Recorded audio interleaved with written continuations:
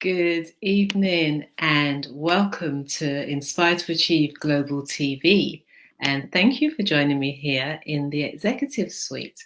So I'm your host this evening, Roxanne St. Clair, and I'm delighted to be here with you on this Friday evening. So as if you're a regular viewer, you know I'd always ask you that question. How has your week been?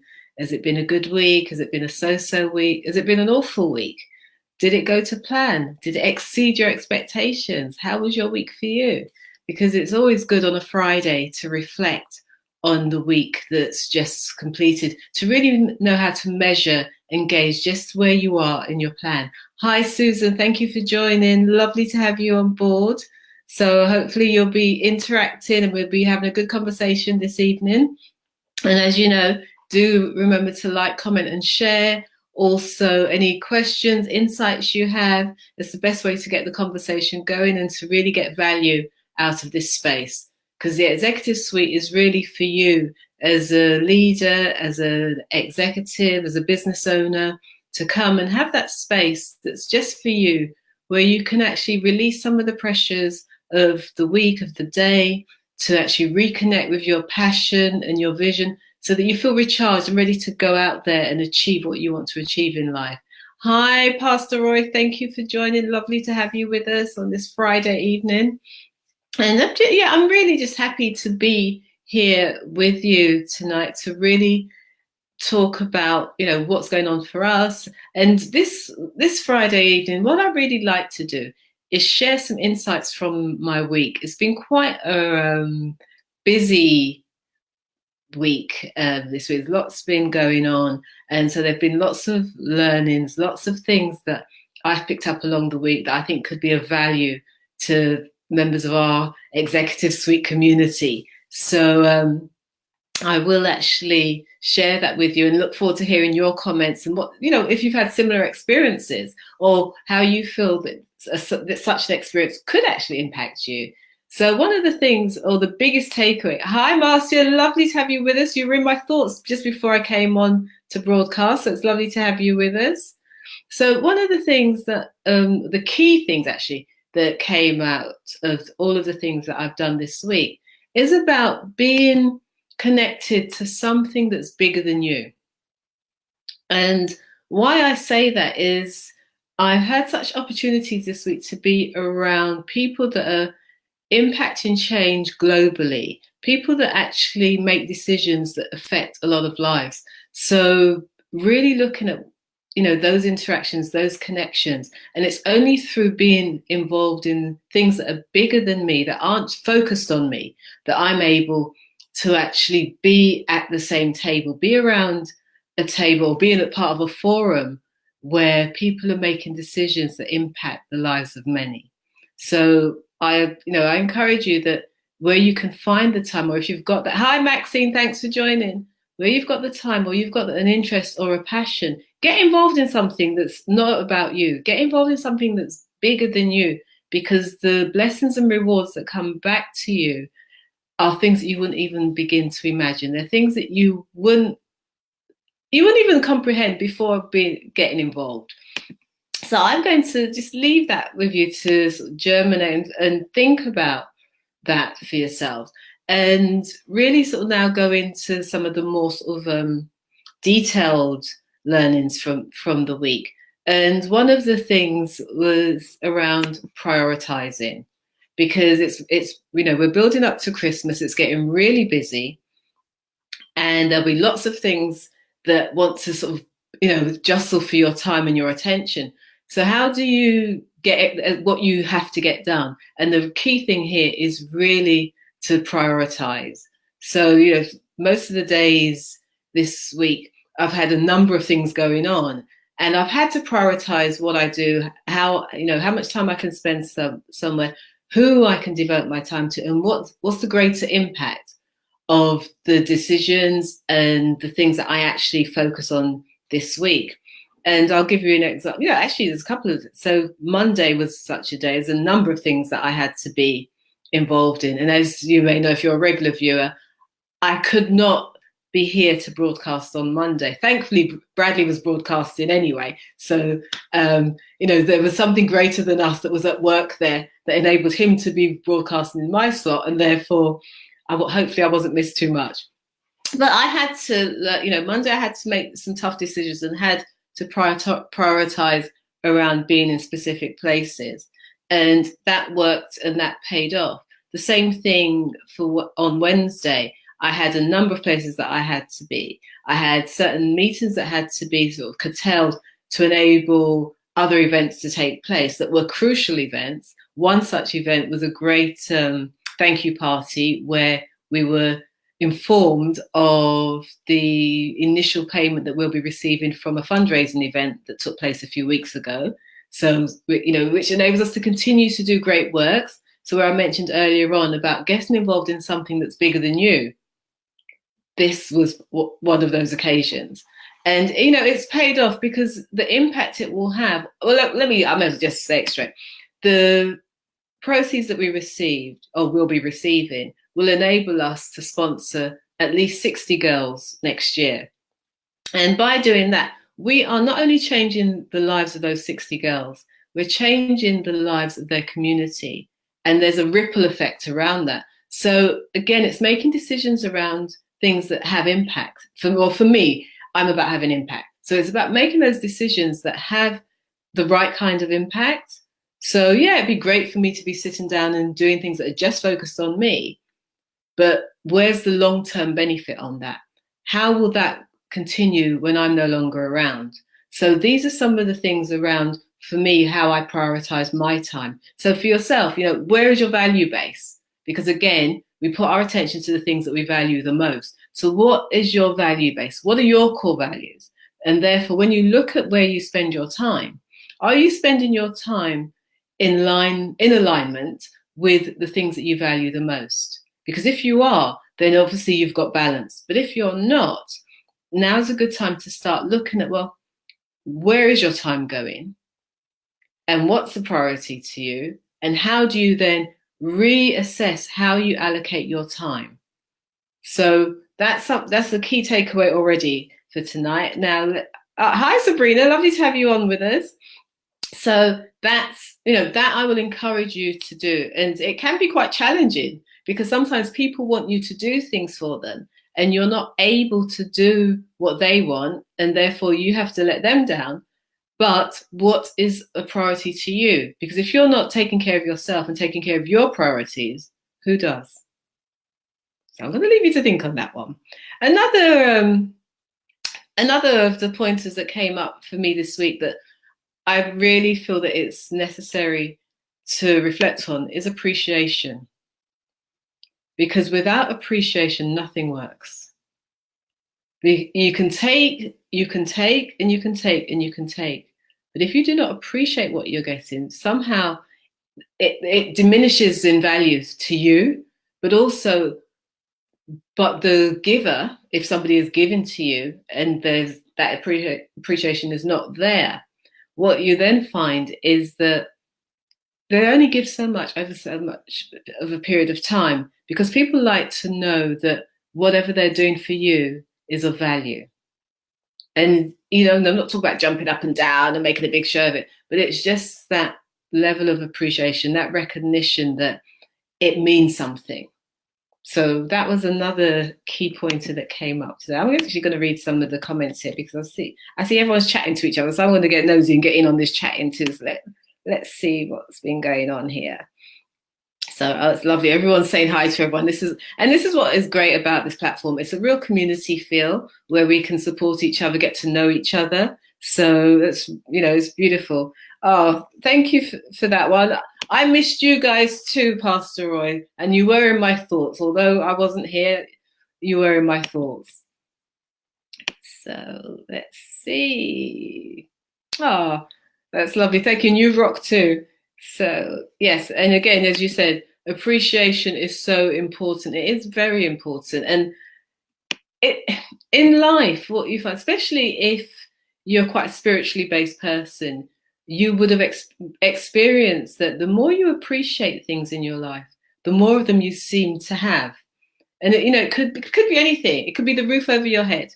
It could be the food that you eat. It could be the people around you. But the more you genuinely within yourself appreciate it, the more you just seem to experience it.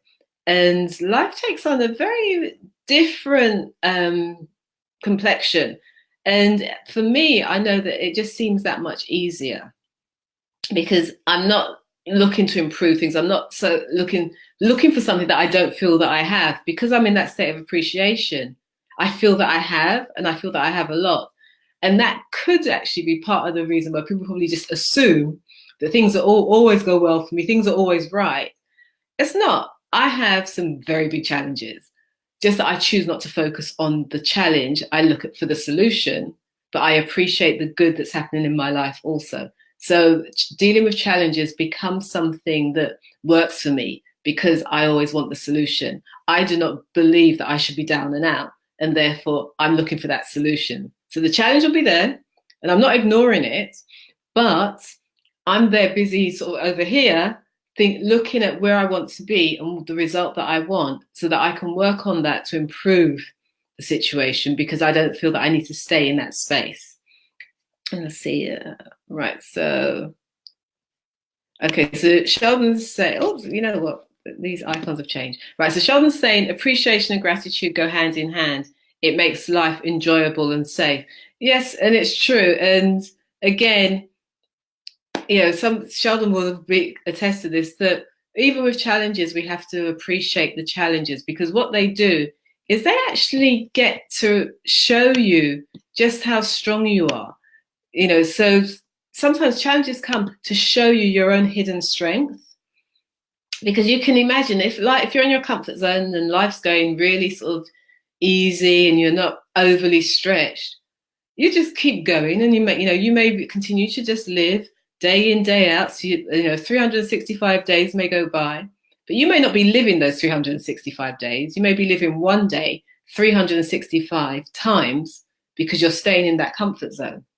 So when that challenge then comes in, and you've got that appreciation and you've got gratitude for the opportunity to tap into your hidden strength.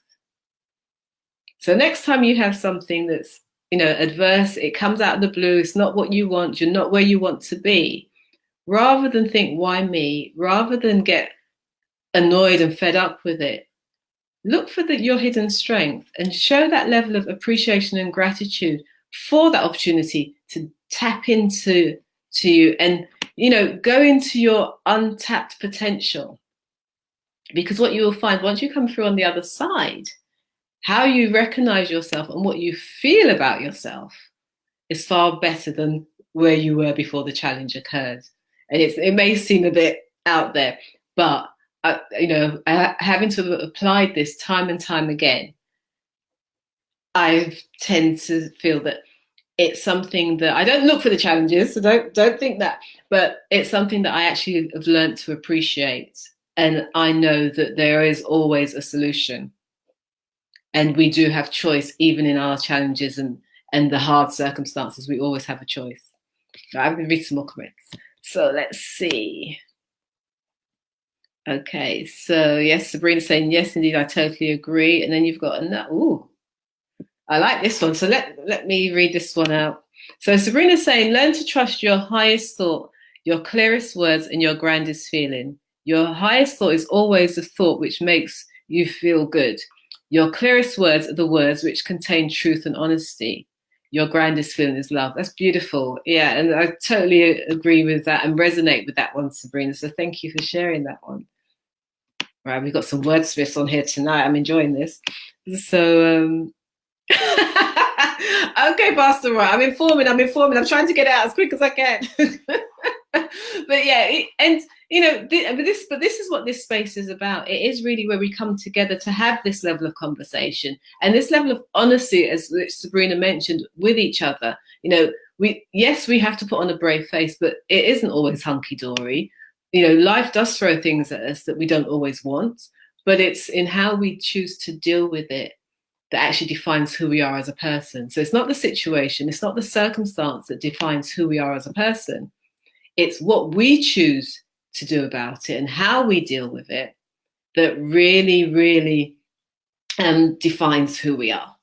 Because if we want to moan about things, we want to lie down and play that we've got no will, we've got no control, we've got no power, then yes, we will be powerless. And then that's what defines us. But when we decide to take on a situation or a challenge, or even to reach for a goal, and we take the necessary steps, no matter what, that then defines who you are.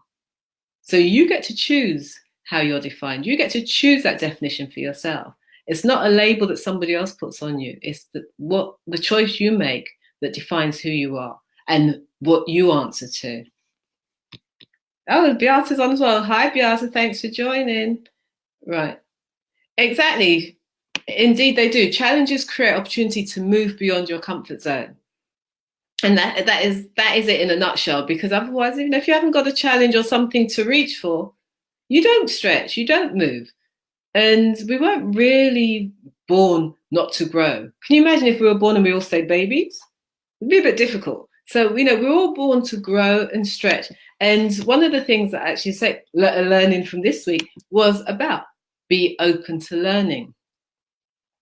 Only this morning, I did another school visit, and I visited 2 classes. I think they were either nursery or year 1, so they're the very young ones. But did they blow me away?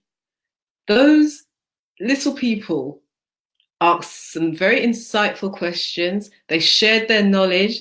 They weren't frightened and speaking up and open up. And what was lovely was even some of the quietest children in the class, who I get the impression didn't always verbalize in class, put their hands up and asked questions. And I could see the amazement on the teacher's face, where she really commended, there was a particular young man in the 2nd class that I was in. And the way that his teacher commended him for asking a question, and a good question at that. And then later on, he chose to ask another question. And it was, for me, it was just such a beautiful space to be in, because to see how their little minds were working, and the fact that they were thinking outside of the box. They didn't just have this tunnel vision, this one way of thinking. They were expansive in their thinking. Their curiosity was there. And they asked the unasked questions. And they didn't just take something as read. Their minds were curious enough to want to unlock the story and go within and know more than what was shared, or more than what the textbooks had told them. But also, they were all doing, associations to other similar events, but that were not connected with the subject that we were discussing. So it was lovely to hear that and see that. And yes, I did digress with them, but came back on point. But it was, it was so encouraging. And even the teacher at the end of the 2nd session was saying that, she wished that we could have continued all day, because she was enjoying the interaction with the children, the sharing of knowledge.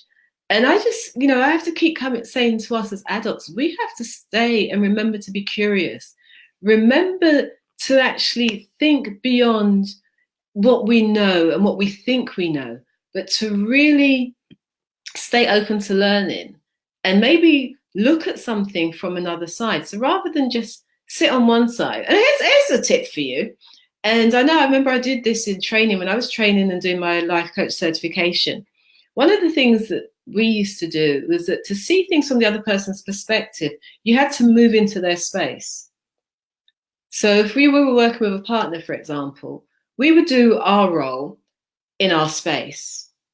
And then when we were going to flip roles, rather than stay in the same space, we'd move and, alternate our location so that we could see things from another perspective.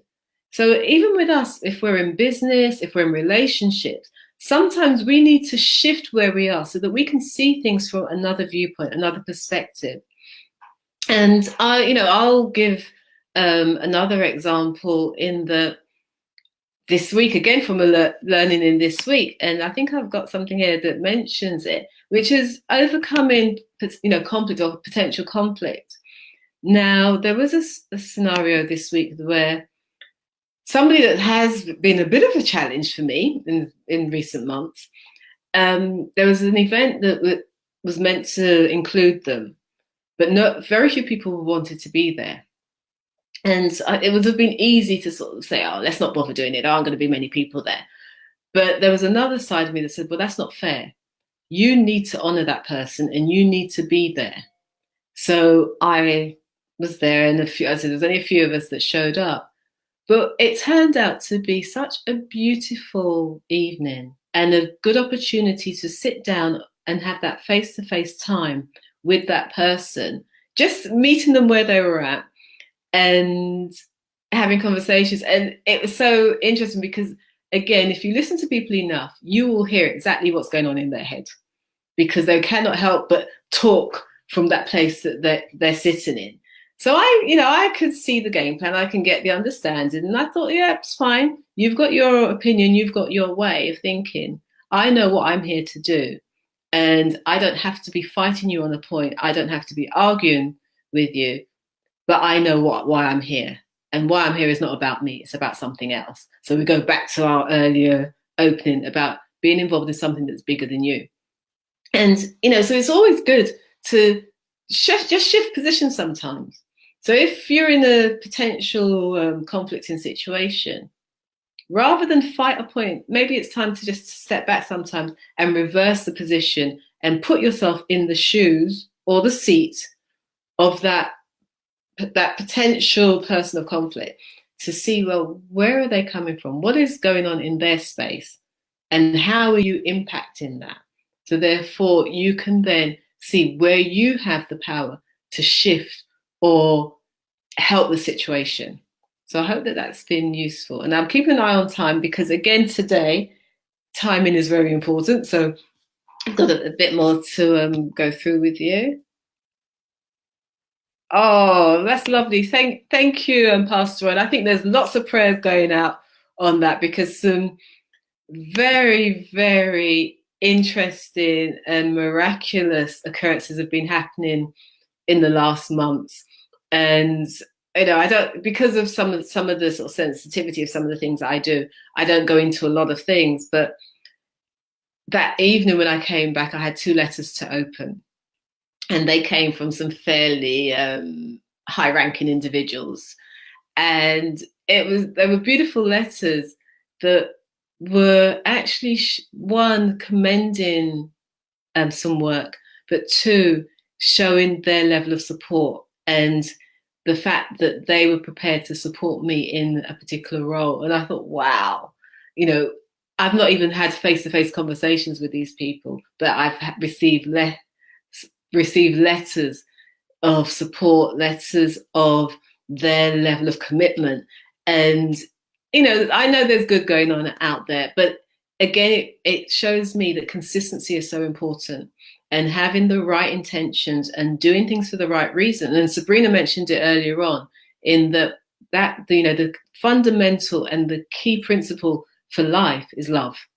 So if you're doing things from a place of love, from a position of caring and wanting the best outcome for everybody, even those that do test you, but we're still wanting the best outcome for them, and you're doing it from a place of love, you're generating that, you're creating that, and that's what you receive back in return. And you may not receive it from those that you would like it from. You may not receive it from those that you expect it from.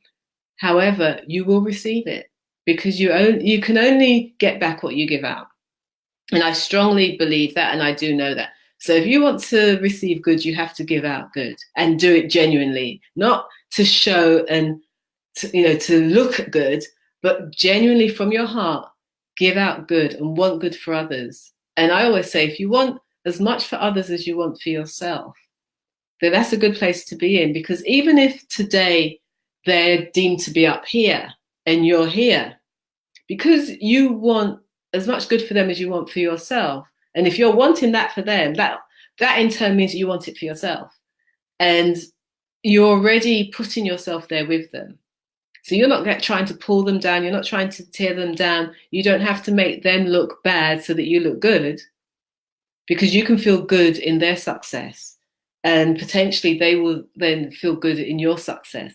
And I think sometimes that gets lost, and especially in this personal development industry, that often gets lost because people seem to want to be competing and want to be thinking, oh, I'm this and I'm so. We don't need to do that.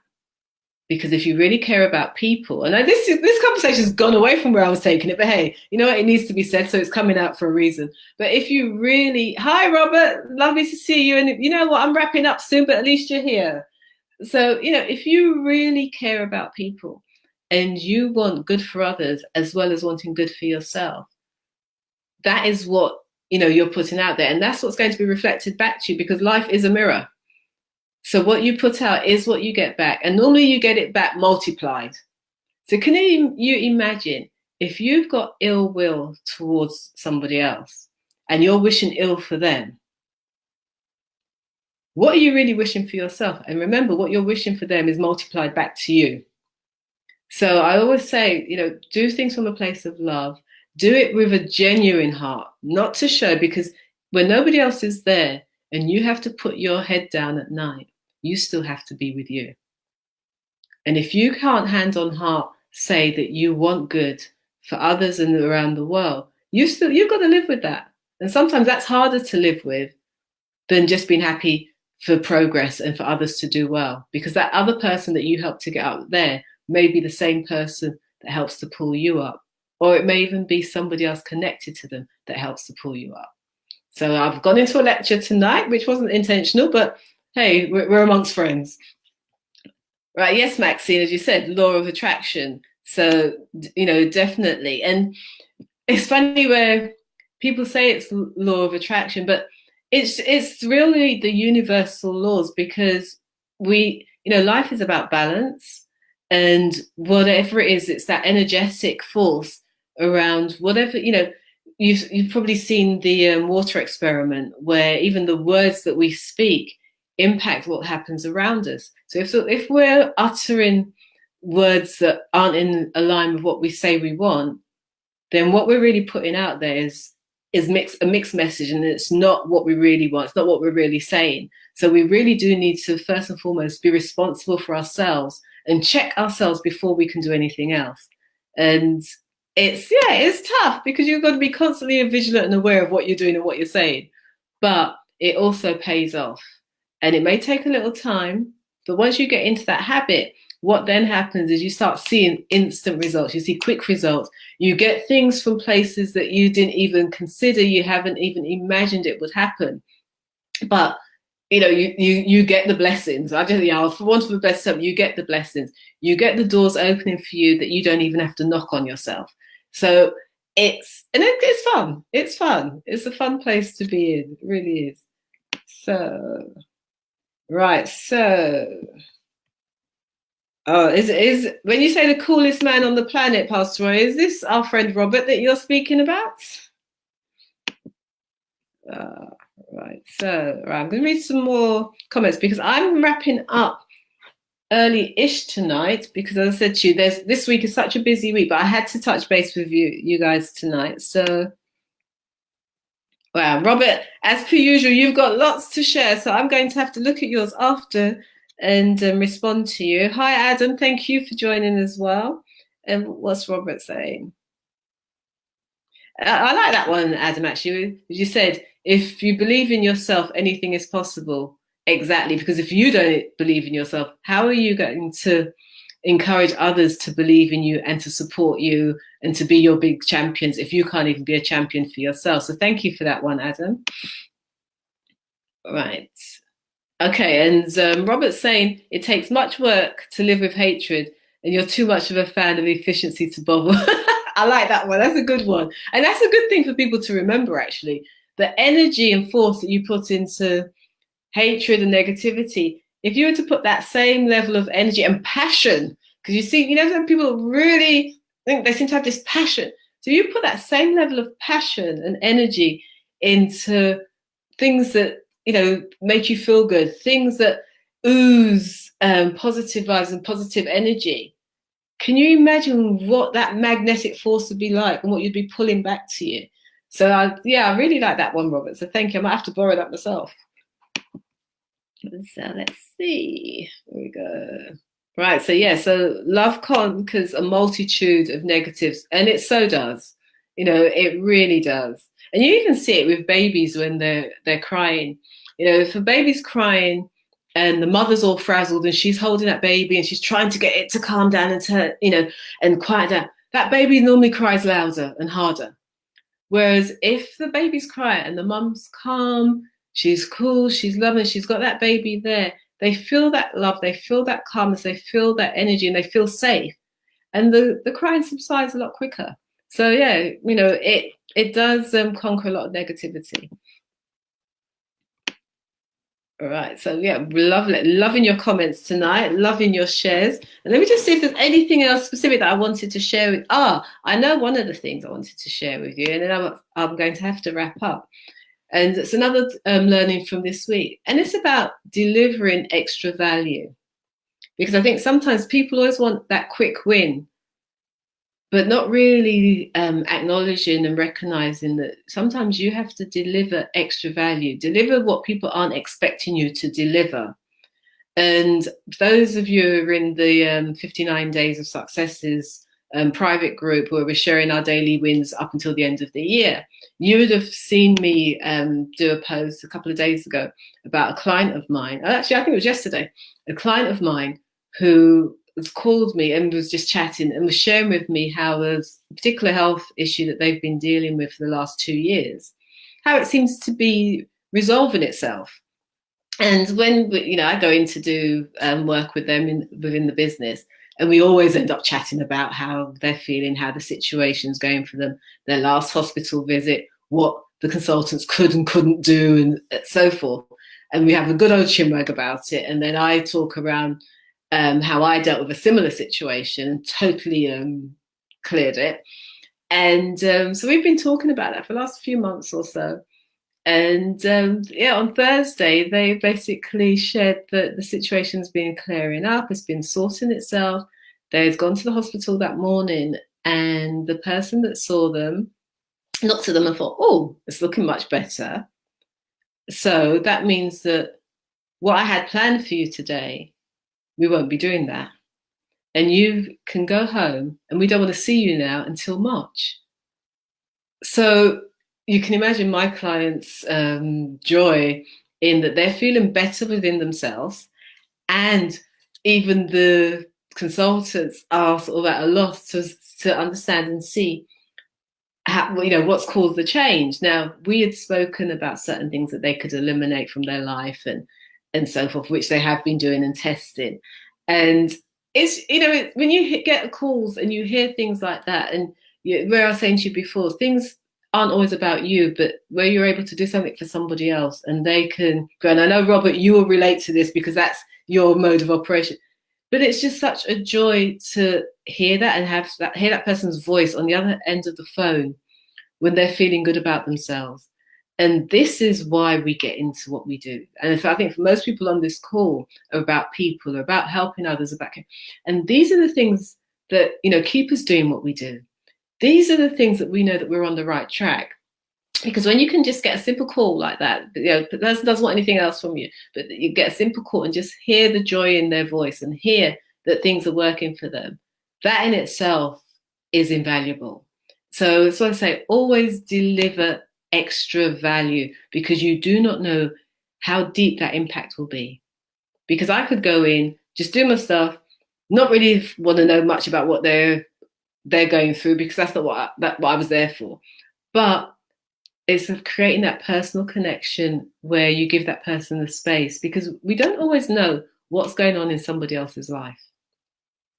But it's through genuinely caring at a level that it impacts what you're there to do for them. Because sometimes we want to help everybody, which we can't. But when a person is the one that comes to you and shares with you what's going on and how it has impacted certain things, then that's the space. If you have the skill, if you have the knowledge, and you can genuinely help, then that's the time. But I remember years ago, I used to want to help everybody, I always, and it was tiring. And so, I've had to step back and realize that, no, I'm not here to help everybody. I can't be all things to all men, but I can have my bits of impact and my pockets of impact where it's needed the most, and have that level of connectivity where the person themselves still feels good about who they are, and they're not dependent on me. So that is really sort of most what I wanted to share with you this evening. And, it's really just a quick recap around, if you're in this life to actually have some impact, make some change, and you want to do good for others, find something that's bigger than you that will take you out of your own headspace and enable you to grow a bit more. But whilst doing that, link it into your priorities. Hi, Richard. Thanks for joining. You always seem to catch the end of the show because I'm wrapping up now. But, do watch it back on replay because you might enjoy bits of nuggets that were shared today. So, always remember to prioritize and link your priorities to your own core values, because then you'll know that you're getting the right level of balance. Because when you're getting the right level of balance, you can actually get more done and actually enjoy life more. And that links straight into appreciation, because if you're enjoying the things that are around you, you appreciate what you have. Yeah, I said before, whether it's the roof over your head, the food that you eat, the people that are around you, but just by appreciating what you have, you will find that you get to enjoy more of it. And, learning to overcome conflict or potential conflict, again, ties into you reaching the goals that you want to reach. You having the life that's less stress, more. But right, Richard, you've just mentioned about stress, and I'm now talking about less stress. So, these are the things that are going to help you to have less stress, because I think sometimes we try to spread ourselves and be everywhere, and that just creates stress and headaches for us. So we have to prioritize, we have to have appreciation, and we have to know how we can overcome conflicts. But, deliver extra value. And in that delivering of extra value, it's not about running around and doing everything for everyone, but it's that selective and chosen way that you can just give a bit more than was expected of you. And I would encourage you to be open to learning, because when you stop learning and you think you know it all, that's when you have problems.